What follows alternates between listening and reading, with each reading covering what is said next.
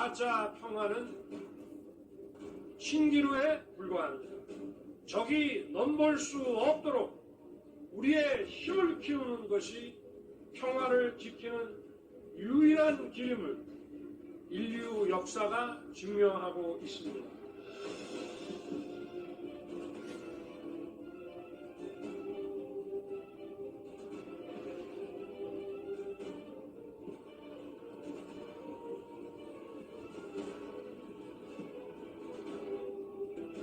우리 국군의 위용과 최강의 전투력을 다시할 것입니다.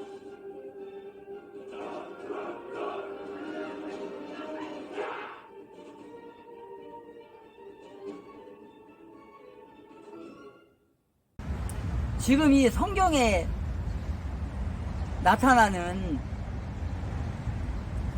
그 마지막으로 온 사람부터 시작해서 다섯 번째, 첫 번째 사람한테도 똑같이 줬다는 거, 상식적으로는 우리가 이해가 안 가요. 그쵸? 이해가 안 가는 거예요. 하나님의 방법과 인간의 방법은 다르다는 걸 얘기하는 거예요. 그리고 이거는 뭐예요? 지금 이 장면을 또 그 19장과 연결이 되는 거예요, 사실은. 전장에서 우리가 그 마태복음 19장 30절에서 우리가 뭐를 했냐면, 예수님의 제자들에 관한 게 나와요. 한번 볼까요? 마태복음 19장 30절에 보면 29절부터 한번 보겠습니다. 마태복음 19장 29절에 보니까 또 내 이름으로 인해 집이나 형제나 자매나 아버지나 어머니나 아내나 자식이나 토지를 버린 모든 자는 100배를 받고 또 영존하는 생명을 상속받으리라. 30절에 오늘의 주제, 아니 19절에 마지막 절. 그러나 처음인 많은 자들이 마지막이 되고 마지막인 자들이 처음이 되리라. 이걸 누구한테 말하는 겁니까, 이게? 마태복음 19장은 예수님의 제자들한테 말하는 거예요, 지금. 예수님의 제자. 지금 뭐 나가는 거예요, 지금? 내 이름으로 인해 집이나 형제나 자매나 아버지나 어머니나 토지나, 버리는 자들. 버린다는 건 뭐예요? 진짜 버리는 게 아니라고 위에서 말했어요. 이거 다 해석을 했는데, 오늘 여기서 예를 들기 위해서 말하는 거예요. 모든 것을 하나님보다 위에다 놓으면 안 된다는 거예요. 위에다 놓으면 생명을 상속받으리라. 이게 뭐예요? 버린 자는, 모든 것을 버린 자, 하나님을 먼저 생각하고 예수님을 먼저 생각하는 자가 이걸 생명을 받는다겠어요. 생명을 상속받는다겠어요. 그러면서 뭐라 한 거예요? 30절에서 그러나 처음인 자, 제자들을 말하는 거예요. 제자들이 직분을 맡아갖고 지금 열심히 일하고 있잖아요. 그런데 낙오자가 될 수도 있다. 너네들이 직분에 맞는 일을 해야 되는데 직분에 맞는 일을 하지 않으면 어떻게 된다는 거예요? 안 된다는 거예요. 안 된다는 거예요. 직분에 관한 거, 이거는. 제자들의 본분. 너희들의 본분을 지켜야지. 그렇지 않으면 뭐라게요? 마지막인 자들이 처음이 된다. 그 얘기인 거예요. 이건 제자들에게 하는 말이고요. 제자의 직분에 가는 거, 본분에 가는 걸 얘기하는 거고, 오늘 말씀은 뭐예요? 오늘 말씀은 구원에 가는 거예요, 이거는. 구원에 가는 거. 이거는. 달라요. 자, 마지막, 오늘의 마태복음 20장 16절 마지막 오늘의 16절까지 할 건데 16절 한번 보겠습니다. 먼저 16절에 이와 같이 마지막인 자들이 처음인 자들이 마지막이 되리니 부름받은 자들은 많으나 선정된 자들 무슨 자요? 선정된 자들은 적으니라 이렇게 돼 있어요. 선정된 자 뭐예요? 많은 사람이 부름을 받았어요. 여기서 5번에 걸쳐서 지금 인력시장에 가서 5번에 걸쳐서 지금 일꾼을 데리고 온 거잖아요. 우리 포도원에 가서 일하라. 지금 그런 거잖아요. 그런데 어떻게 했다는 거요? 내가 내 것을 가지고 내 맘대로 한다. 주인이 맞잖아요. 주인이 내 것을 가지고 내 맘대로 한다. 지금 5번에 걸쳐서 일꾼들을 지금 포도원으로 보냈어요. 아침 일찍이 오후에 1시간 남겨놓고 5번에 걸쳐서. 그런데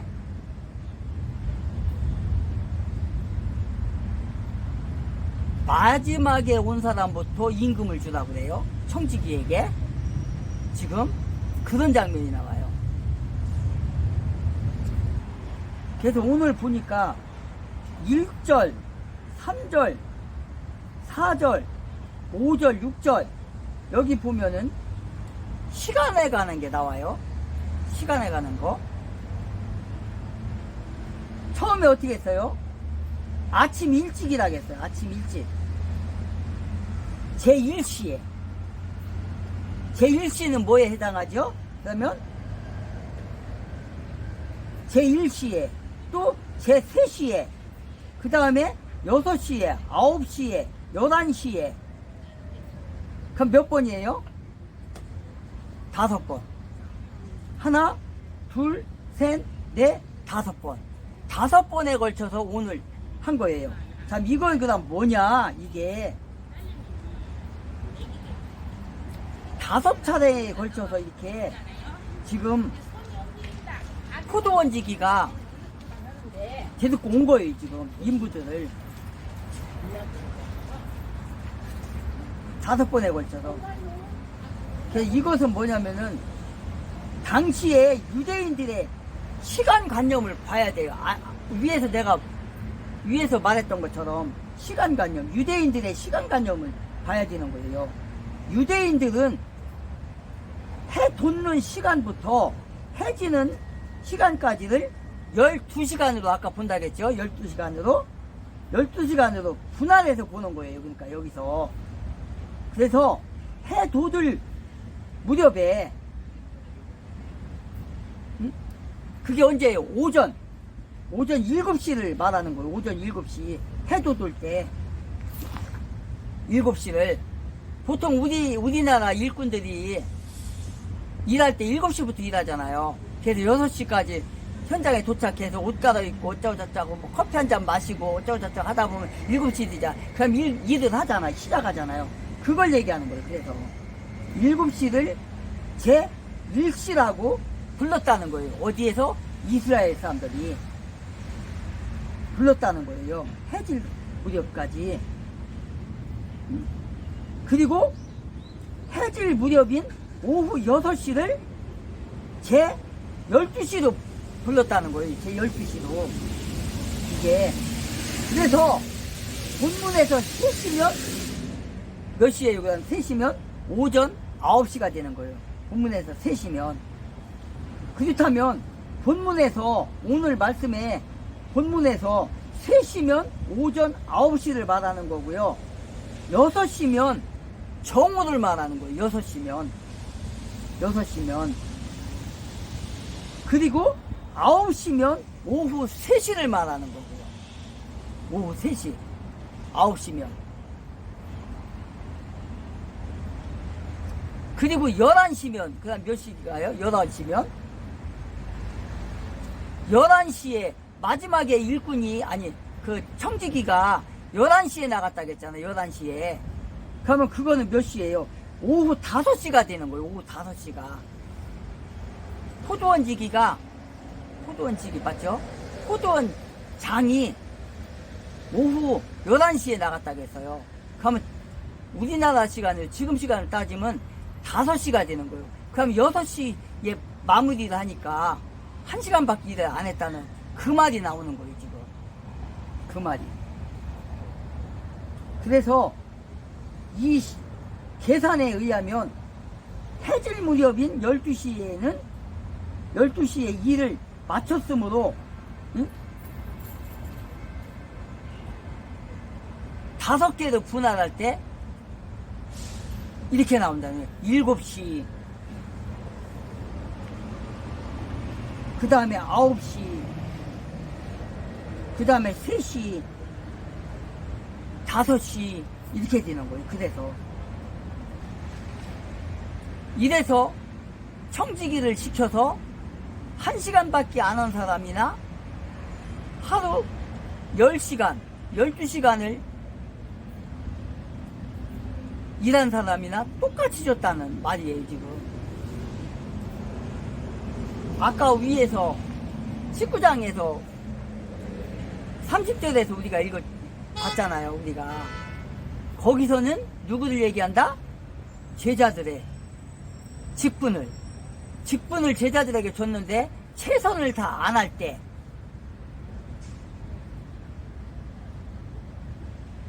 예수님의 제자들한테 말하는 거고, 여기서는 구원받은 자들 얘기하는 거예요. 여기서는 청직이라는 말이에요. 여기서 그리고 데나리온이라고 했잖아요. 1데나리온. 그 1데나리온은 그러면은 얼마를 얘기하는 거냐? 1데나리온이면 당시 1데나리온이면은 당시에 로마 화폐로 은전 당시에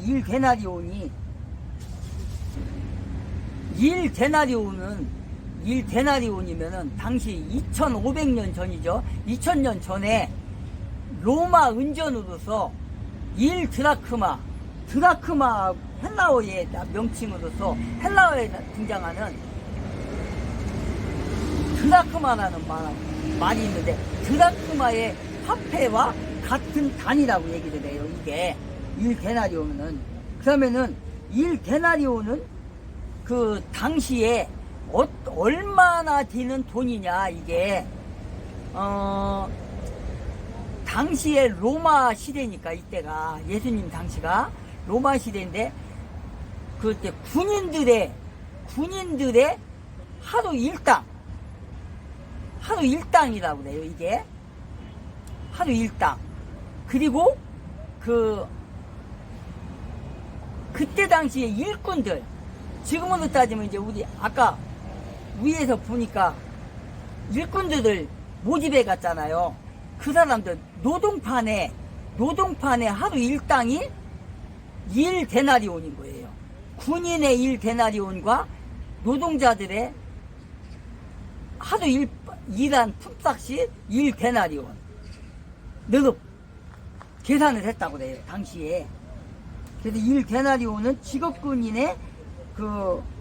직업군인이나 노동자의 하루 일당. 그러니까 지금으로 따지면, 우리나라 돈으로 따지면 얼마? 8만원에서 10만원. 뭐 그 이상도 될 수 있어요. 왜냐? 아까 위에서 얘기했던 것처럼, 뭐 어떤 데는 농촌에서 지금 일거리가, 일꾼이 없다 보니까 막 15만원도 주고 20만원도 주고 하는데, 그거는 이제 보통 그게 아니죠. 보편적인 게 아니죠. 그래서 지금 돈으로 했을 때 하루 일당을 10만원으로 본다. 그런 돈인 거예요, 지금. 노동자의 하루 일당. 1데나리온. 그리고 당시에 이스라엘이라는 나라에서 로마 시대 있잖아, 이때가. 그때 당시에 그 예수님도 이제 그 베들레헴으로 갔을 때 어디를 들어갔죠? 여관을 갔어요. 여관. 여인숙. 여인숙의 비용이 그 1데나리온에 20분의 1 정도가 하루 숙박비라고 그래요. 하루 숙박비. 지불했던 당시에 그 돈으로 따지면, 화폐로 따지면 큰 돈이죠. 큰 돈. 지금 우리나라에서 지금 여인숙이나 여관에서 잘라면 얼마 가죠? 지금? 아마 지금 하룻밤 자는데 4만원인가 5만원인가 가는 걸로 알고 있어요. 지금? 근데 이 당시에 20분의 1이라고 했잖아. 1데나리온에 20분의 1로 여인숙에 하루 숙박비를 줬다가 하니까 큰 돈이잖아요. 근데 우리나라 여인숙이 지금 뭐 여인숙을 안 가봤으니까 옛날 20대 때 한두 번도 아니네, 한 번인가 갔었는데 보통 여관에 많이 가죠. 여관에 갔을 때 보통 제가 벌써 꽤 오래전이네요. 25년에서 30년 전. 그때 당시에 3만원인가 5만원인가 줬거든요.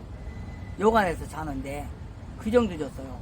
그러니까 이 돈은 이 당시에 1데나리온은 큰 돈인 거예요. 그러니까 이게 그 정도 값어치가 있는 거예요. 지금 이게 1데나리온으로 시골 여인숙비가 여인숙비를 줬으니까 1데나리온에 그 20분의 1이니까 20분의 1이면 뭐예요? 20개로 나눴을 때 1데나리온은 20개로 쪼개놨을 때 그 중에 하나라는 거잖아요. 그 중에 하나. 그러니까 큰 돈이죠. 이게 그렇게 줬다는 거예요. 이것이 또 신명기에도 나와요. 신명기에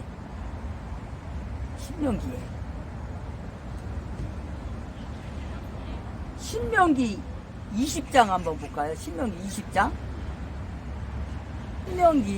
신명기 24장 15절에 보면 이 일당에 대해서 나와요. 한번 읽어보겠습니다. 신명기 24장 15절. 그가 일한 날에 그의 품삯을 주고 해가 그것 위로 지지 않게 할지니 이는 그가 가난함으로 뭐 한다고요? 그가 가난함으로 그곳에 마음을 두기 때문이니라. 그가 너를 대적하여 죽게 부르짖으면 그것이 네게 죄가 될까 염려하노라. 이렇게 기록하고 있어요. 무슨 소리예요 지금? 하나님께서는 가난한 자들을 이렇게 생각하고 계신 거예요. 왜 그래요? 가난한 자들은 하루 벌어서 먹기도 힘든 거예요. 그 정도로 힘들게 사는 거예요. 돈 있는 사람들이야 뭐 싸놓고 살지만 가난한 사람들은 그날 벌어서 살잖아요. 그러니까 해가 지지 않게 일한 거 그날 줘라. 그날 품삯을 줘라. 그래야 저 사람이 그날 돈을 받아갖고 가서 자식들도 있고 아내도 있고 먹고 살 거 아니냐. 그렇지 않으면 저 사람이 마음에 상처를 받아 당신을 왜 오늘 내가 일을 했는데 왜 품삯을 안 줘갖고 우리가 밥을 못 먹게 해. 이를 원망할 수가 있다는 거예요. 그걸 막기 위해서 이렇게 주라는 거예요. 지금. 그 얘기인 거예요. 그래서 하나님은 가난한 자, 과부, 어린 아이들을 생각하신 게 바로 하나님인 거예요. 그래서 예수님께서 늘 그 말씀 하셨잖아요. 제자들에게도 유대인들에게도 구원받은 자들에게 항상 그들을 업신여기지 말라 이렇게 말씀하셨잖아요. 그러면 예수님께서 활동하시고 제자들이 활동할 당시에 2500년 전 당시에 이 인력시장이라 일컬어지는 이곳, 지금으로 따지면 우리로 따지면 인력시장, 옛날에 제가 어렸을 때 시장 같은 데 가면, 지금도 마찬가지죠. 지금도 이제 이렇게 시장 같은 데 새벽에라든가 이런 데 가보면 시장에서 겨울이라든가 여름이라든가 이런 때 보면은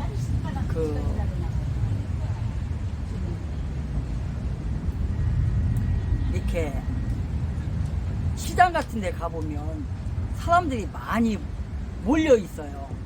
아침 일찍부터. 왜 그래요? 시장 같은 데 가면은 이제 많은 일꾼들이 필요하잖아요. 가게에서 어떤 물건을 시키면 이제 그거를 이제 리어카에다 실어다 주기도 하고, 그 다음에 지게에다가 져서 날르기도 하고, 그 다음에 이제 공장 같은 데서 일할 사람들, 일을 시켜야 되는데 사람이 없으니까 와서 일을 시키기 위해서 일당으로 주어서 이렇게 데리고 가기도 하고, 그 다음에 노동판에 노동하는 사람들 있잖아요. 집 짓는 데라든가 뭐 여러 공사하는 데 있어요. 그런 사람들이 와가지고 인력시장에 와서 이렇게 인부를 구해가고는 하는 걸 볼 수가 있어요. 그래서 이 로마 시대 때, 이때 당시에 이 시장이 로마 시대, 헬라의 로마 시대니까 이때 이 시장 이름이 아고라라고 하는 인력시장이 있는데, 이 시장을 로마 시대 때 포럼이라고 했어요. 포럼 혹은 공회 혹은 광장 이렇게 불렀었어요. 이런 시장이 바로 아고라라는 이름의 헬라어죠. 로마 시대, 헬라 로마 시대 때 로마의 포럼, 그 다음에 공회, 광장이라고 불리는 이 아고라 시장에 많은 사람들이 새벽부터 와서 이렇게 일할 사람들이 일자리를 구하기 위해서, 이렇게 서민들이죠. 사실상 여기 와서 있는 사람들은 서민들이고 그날 벌어서 먹는 사람들, 이런 사람들이 와서 기다리고 있었던 장소가 바로 이 장소다. 그래서 예수님께서 이렇게 포도원 지기가 이렇게 일을 시키기 위해서 구하러 갔다. 이렇게 한 거는 뭐예요? 이게 비유잖아요, 비유. 예수님께서 뭐를 비유한 거예요, 지금? 천국을 비유한 거예요, 천국. 왕국. 하나님이 계신 왕국을 지금 이 포도원이라는 이 비유를 통해서 하나님의 나라를 지금 예수님이 말씀한 거예요, 지금. 누구에게? 제자들에게. 그리고 많은 사람들이 지금 예수님이 움직일 때는 혼자 움직이는 게 아니잖아요. 제자들과 함께 움직이는데, 또 제자들만 있냐? 그렇지 않아요. 12제자가 있고 70인의 제자가 있고 500인의 제자가 있고, 또 많은 사람들이 예수님이 누구신지 소문을 들었으니까 따라다니는 거예요. 어떤 사람들이 병들은 자들이, 또 마귀에 걸린 자들이, 또 뭐하는 자들? 힘없는 자들이, 또 이방인들이 예수님의 소식을 들었으니까, 그래서 각가지 병든 자들이 따라다니는 거예요. 그러니까 예수님이 움직일 때는 한두 명이 아니에요. 몇백 명이 움직이는 거예요, 지금. 그리고 지금 이 자리가 뭐예요? 예루살렘으로 가는 그 마지막 행로예요. 지금 마지막 행로. 지금 뒤에서 나오는데 16절 이후로 나오는데 뭐가 있냐면 마지막 행로예요. 지금 이스라엘 성전으로 가는. 이제 예수님이 여기서 가게 되면은 이제 예루살렘에서 들어가게 된단 말이에요. 예루살렘에 들어가게 되면 어떻게 되는 거예요? 예수님은 자기의 죽음을 인식하고 지금 가시는 거예요. 이제 예루살렘에도 가게 되면 어떻게 돼요? 로마인들에게 팔려가잖아요. 유태인들에 의해서 바리새인과 사두개인과 제사장들에 의해서 유대인들에 의해서 팔려간단 말이에요. 그래서 어디에서요? 로마의 법정에 서는 거예요. 누구? 빌라도라는 총독 앞에 서게 되는 거예요. 지금 그 직전인 거예요. 지금 그 직전.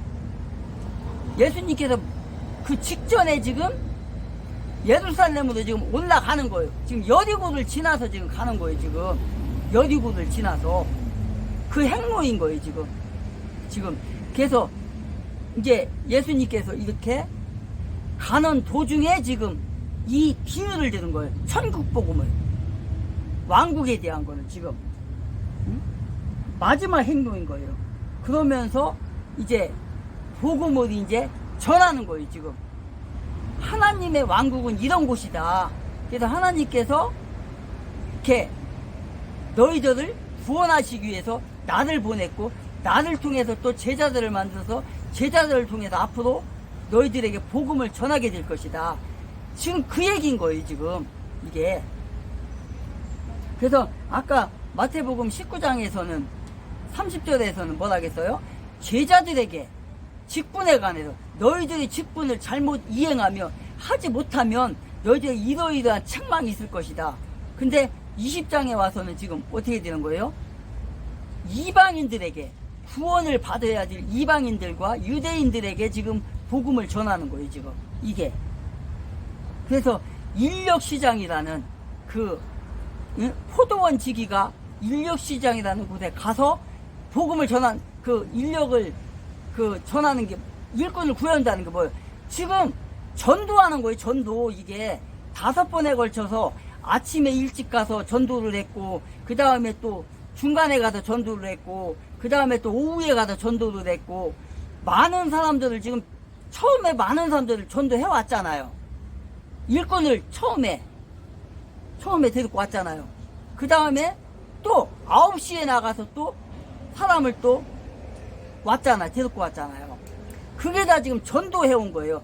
마지막에 5시에 가서 전도해 온 사람, 이걸 얘기하는 거예요. 지금 여기서. 근데 마지막에 온 사람이, 그 일꾼이 어떻게 했어요? 열심을 다해서 일을 했다는 거예요. 무슨 일? 하나님께서 자기를 구원해 주신 게 너무너무 감사한 거야. 그래서 죽을 힘을 다해서 자기가 맡겨진 일을 했다는 거예요. 전도도 했을 거고, 교회 일도 했을 거고, 뭐 별의별 일을 했겠죠. 그러니까 그 집주인이 볼 때, 즉 하나님이 볼 때, 너는 뭐 충성스러운 그 구원자인 거야. 그러니까 그에게 상급을 내린 거예요. 지금 상급을. 마태복음 어디에 나오나 우리가 하고 넘어왔어요. 거기서 보면은 뭐가 있어요? 1달란트 받은 자, 3달란트 받은 자, 5달란트 받은 자 있었잖아요. 1달란트 받은 자는 어떻게 했어요? 윤석열 대통령의 탄핵과 구속, 이 과정을 거치면서 그동안 이 한동훈의 이름이 언론에서 사라진 지 오래됐습니다. 가꾸러자 윤석열 대통령의 탄핵심판 변호인단 중에 한 사람이었던 차기환 변호사는 자신의 SNS에서 이 한동훈은 이제 우익진영에서 불가촉 천민이다 이렇게 말했습니다. 불가촉 천민이다. 그러니까 접촉해서는 안 되는 사람이다. 자, 핵심은 이 한동훈과 접촉을 하거나 한동훈의 지지를 받거나 이러면 우익진영에서는 그 사람은 이제 잘못된 사람, 그 사람은 함께 한동훈과 함께 버림을 받아야 될 사람, 뭐 이런 이 취급을 받고 있다고 합니다.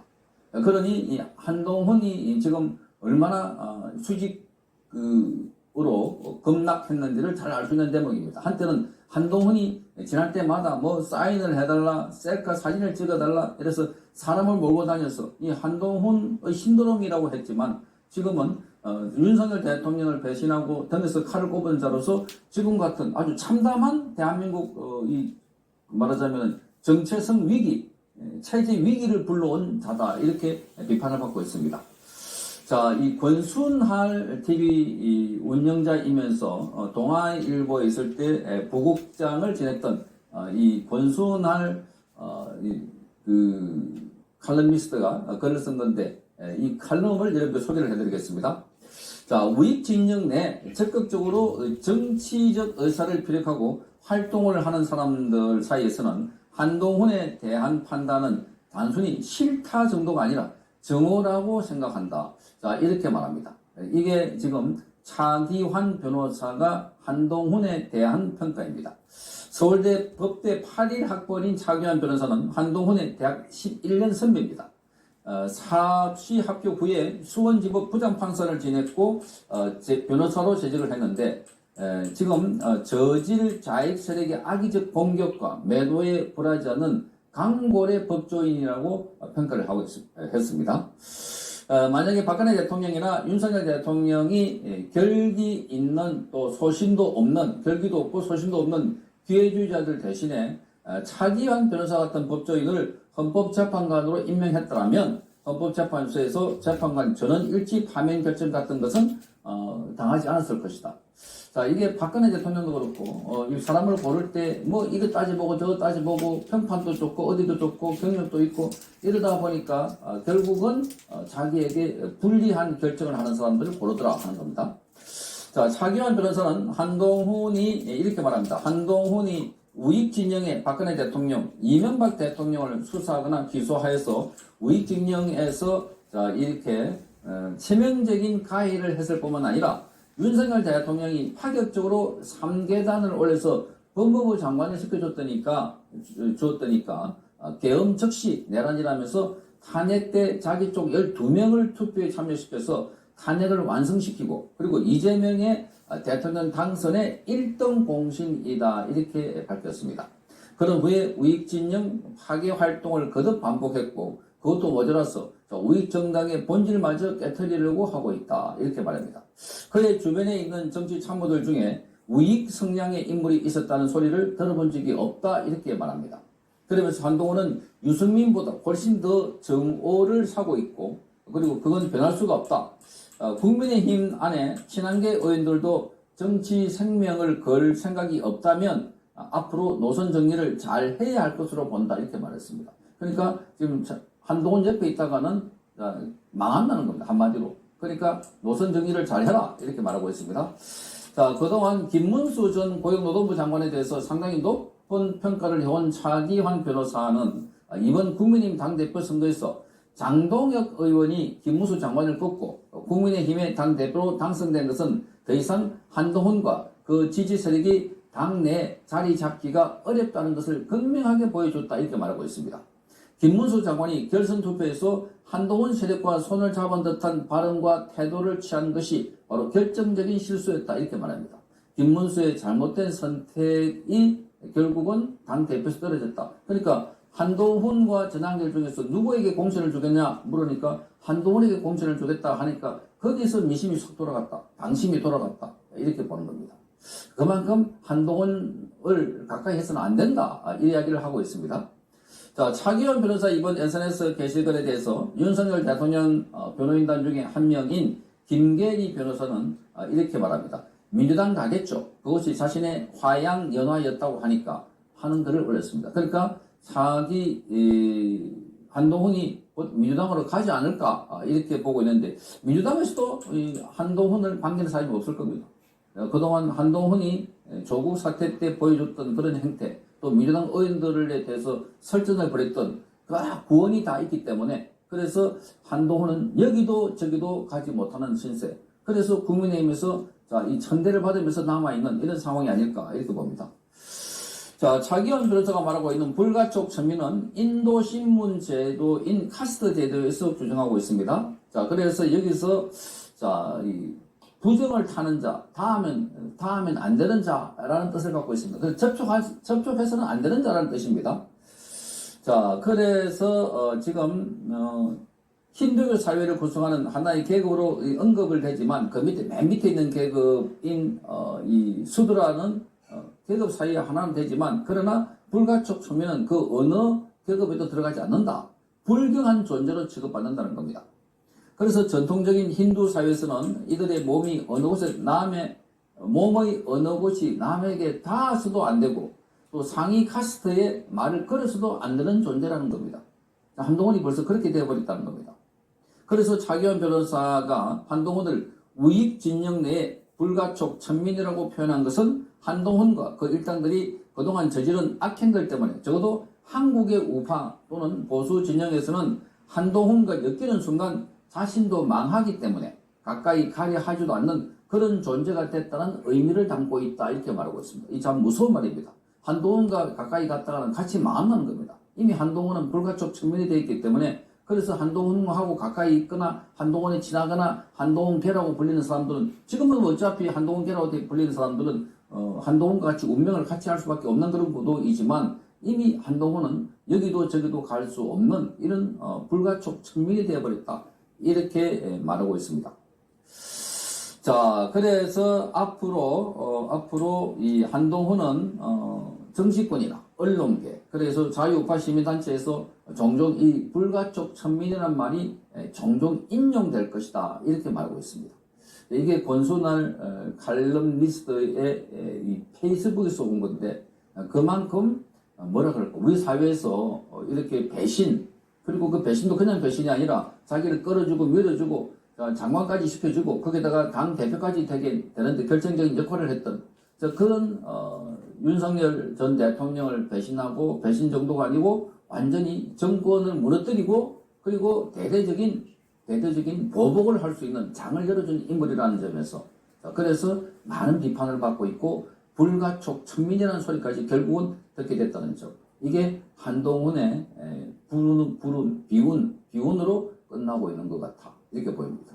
그러니까 한동훈은 소년 급제를 해가지고 그래서 젊었을 때 22살 때 사법고시하고 아주 잘 나갔습니다. 과양연하. 그래서 막 칼을 마음대로 휘두르고 그래서 이 박근혜 전 대통령을 구속한 게 자기 인생의 최고의 절정이다. 이렇게 말했고 그리고 가는 곳마다 사진 찍고 뭐 팬 사인 해달라고 할 때 그때 자기 자신을 더욱 말하자면은 가다듬어야 되고 그래서 더 겸손해야 되고 그래서 뭐라 그럴까 이 자기 정체성을 더 다 잡아야 되는데 완전히 공중에 붕 떠가지고 곧 대통령이 될 것 같고 이러니까 윤석열 대통령만 잡으면 다음은 내가 대통령 된다 그런 생각을 하고 있다가 지금 같은 이런 패착을 하지 않았을까 하는